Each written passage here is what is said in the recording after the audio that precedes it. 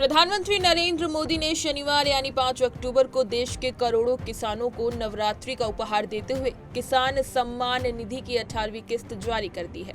महाराष्ट्र दौरे पर गए पीएम मोदी ने करीब 9.4 करोड़ किसानों को 20,000 करोड़ रुपए ट्रांसफर किए। इन सभी किसानों के अकाउंट में 2,000 रुपए ट्रांसफर किए गए। साथ ही पीएम किसान सम्मान निधि के तहत अब तक किसानों को केंद्र सरकार की ओर से कुल 3.45 लाख करोड़ रुपए भेजे जा चुके हैं।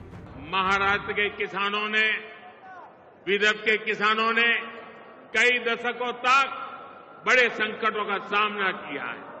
कांग्रेस और उसके साथियों की सरकारों ने किसानों को बदहाल और गरीब बनाने में कोई कोर कसर नहीं छोड़ी थी। यहां जब तक महाअघाड़ी की सरकार थी, उसके दो ही एजेंडे थे। पहला, किसानों से जुड़ी परियोजनाओं को ठप करना, दूसरा, इन परियोजनाओं के पैसे में भ्रष्टाचार करना।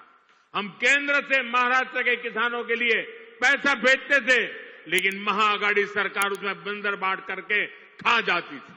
कांग्रेस ने हमेशा किसानों का जीवन मुश्किल बनाया है। वो आज भी वही पुराना खेल खेल रही है। इसलिए कांग्रेस को पीएम किसान सम्मान निधि योजना पसंद नहीं आती।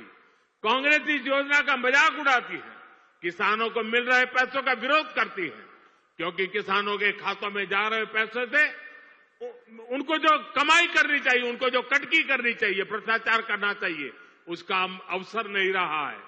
आज पड़ोसी राज्य कर्नाटका को देखिए, जैसे महाराष्ट्र में महायुति सरकार किसान सम्मान निधि के साथ अलग से पैसे देती है, ऐसे ही कर्नाटका में बीजेपी सरकार देती थी। यहां कर्नाटका के मेरे कई बंजारिया परिवार यहां आए हुए हैं, लेकिन जैसे ही कर्नाटका में कांग्रेस की सरकार आई, उन्होंने वो पैसा देना बंद कर दिया। वहां की कई सिंचाई परियोजनाओं से राज्य सरकार ने मुंह फेर लिया।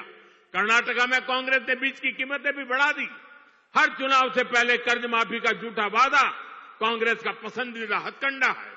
तेलंगाना में ये लोग कर्ज माफी का वादा करके सत्ता में आए, लेकिन सरकार बनने के बाद इतना समय गुजर गया, अब किसान कुछ पूछ रहे हैं कि उनका कर्ज माफ क्यों नहीं हुआ।